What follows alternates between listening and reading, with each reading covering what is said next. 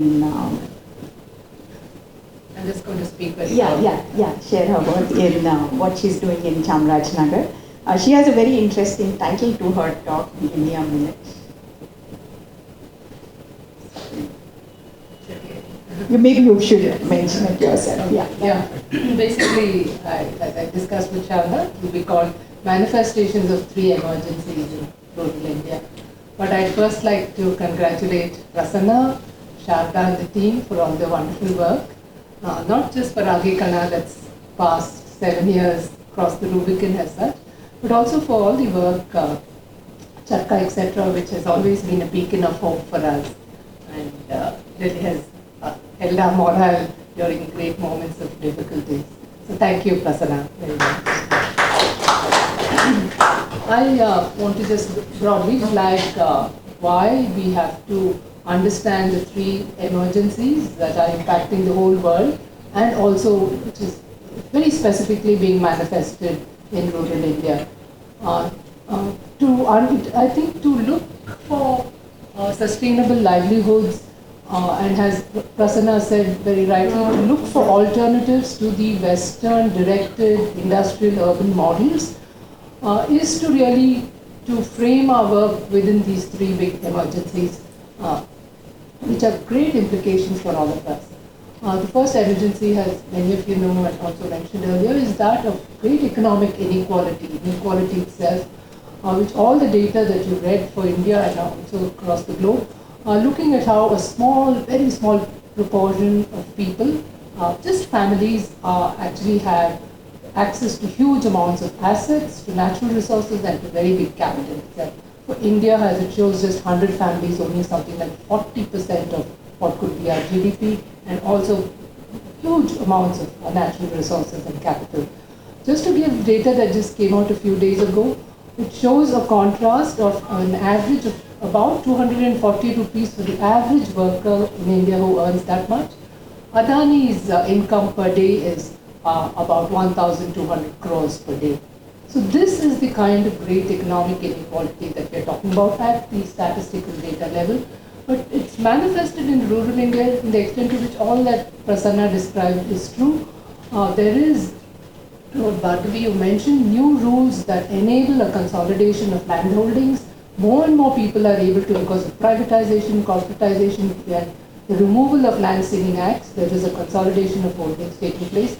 Happened very much in Karnataka in 2020 with the new land reform acts. What we are seeing is an abandonment of agriculture where large numbers don't want to be in agriculture even if they're not selling the land or not able to sell it, but that's also happening. As a result of which, what we are seeing is that across India, of all the agricultural holdings, 86% have less than 2 acres, what some of us have been calling handkerchief sizes, which are not economically viable to sustain a family of 4. As a result of which, the average holding size is only 1.16 hectare, which is really not able to feed 4 people or give employment across over the years. So this kind of economic inequality is also manifested in the extent to which in rural areas, because agriculture is no longer able to sustain households, more and more households are depending on remittance economies. Those households that can sustain themselves are only those that have income coming from outside. A child who's gone out, or most typically the father, the husband who goes out, earns and sends this, which is accounts for this huge and very complex migratory patterns that we have, which is circular, seasonal, with lots of inbuilt insecurities and which we saw during the COVID times. So this accounts for the fact that more and more of this economic inequality is being manifested in rural India, and that economic distress is manifested not only in, Bhargavi spoke about culture, but in the sale, in world data, human trafficking is the worst. India is accounting for the highest amount of human trafficking, including infants and children who are being trafficked, not only for labor, but also into the sex industry. So if this is what is happening at the economic level, the second big emergency we need to factor in is that of democracy. World over, we are seeing the decline of democracy in many different ways, whether it's Russia or the US, of course, and we are seeing the ways it's happening in Israel. But India itself, the extent to which our particular kind of electoral democracy is now built in with such significant deficits that the guardians of democracy, the institutions that are guardians have themselves declined in the functioning. We are seeing it very particularly now in the case of the Election Commission. But more particularly, with all this happening, buttressed by the rise of religious fundamentalism, and therefore the kind of anti-democratic deficits and the kind of hatred that is being promoted. In rural India, these democratic deficits are very visible at many levels, and it merely makes a mockery of the principles of democracy as enshrined in our constitution. To highlight this, we just look at the example, the cases of the way in which elected representatives behave or treat citizens. In many cases, the relationship between elected representatives and citizens, people, is not that of citizens who have rights, but they're treated as supplicants. Yesterday we were at Hassan where we heard these gory stories of what has been happening, which people knew but which was not leaked, and now we have this huge, seen only as a sex scandal, but it goes much more deeper to the complete violation and exploitation not only of women but of large numbers of families who go as supplicants. So this is what we're seeing in rural India. The only functioning institution, democratic institution that has potential and which we need to scaffold and promote is that of the Panchayat Raj institutions, particularly the Gram Panchayat. Despite its problems, does have promise, and this is one of the ways in which, for example, the MNREJ, the Guaranteed Work Guarantee Program, is conducted through that. That has been one of the ways it has been efficient, and one needs to recognize that. A third one which I would like to flag, which both of you have already spoken about, is the climate crisis. For years now we've been flagging this, but it is always seen as distant. It's manifested very significantly, as you know, especially since last year. Seen not only as in fluctuating rainfalls, which mean rainfalls that don't match the cultivation and agricultural cycle, but also in increasing temperatures which are generating wide varieties of epidemics and illnesses across the belt, and therefore decreasing people's capacity to sustain themselves and be in livelihoods.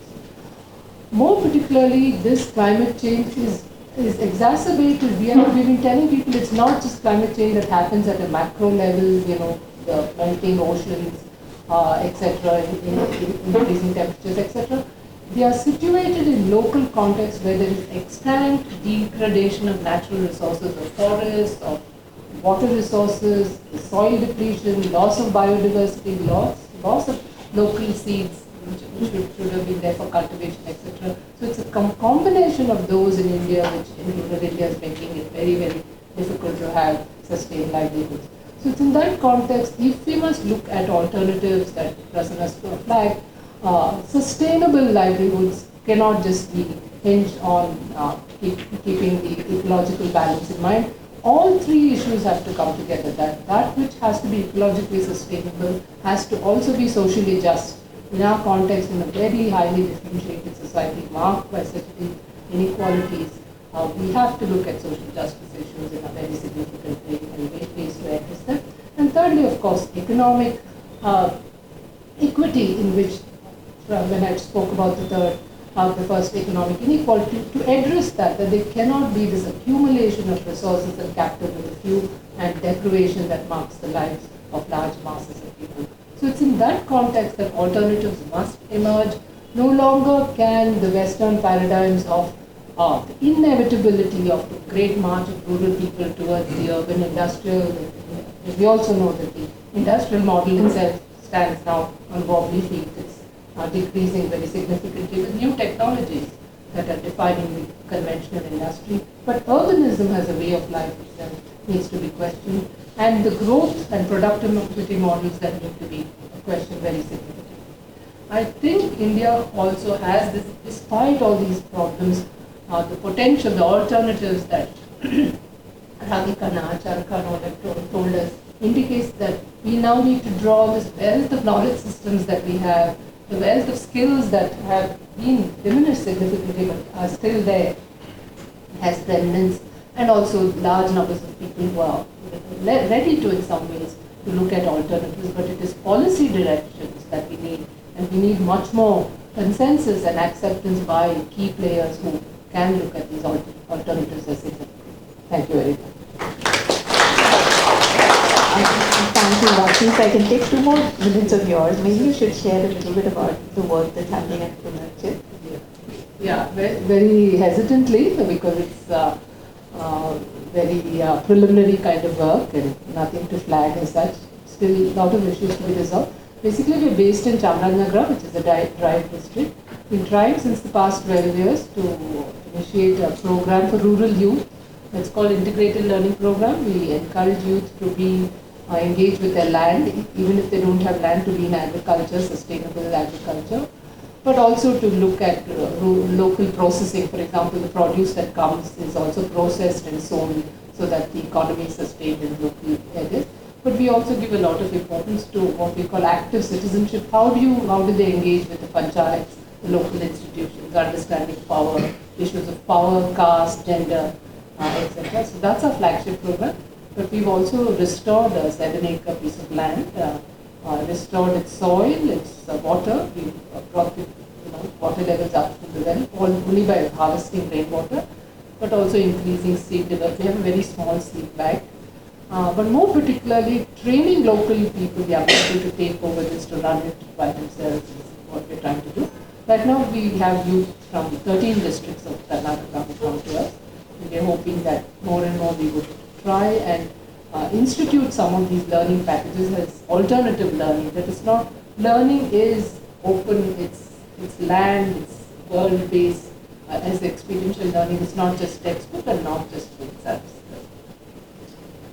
Thank you so much. So like I said, we have some rock stars sitting here, Bablu, Vasavi. They're all just very modest with what they are doing, Prasanna sir.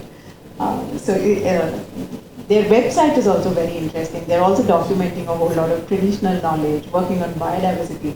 It's amazing just to go through their website and get a glimpse of it. So moving on from the emergencies that Vasavi spoke about, I would now also move towards what is happening with the space that is shared between man and animals. And when land is being taken away, while we are talking about livelihoods, what kind of impact does it have on wildlife? And how does that impact again back on livelihood? So while it is environment versus environment, it is again livelihood versus livelihood. So such a complex situation that we have created. And I now request Vinod to come in and share a little bit about his work. 10 minutes is hardly enough for him, but we get a glimpse of what he does.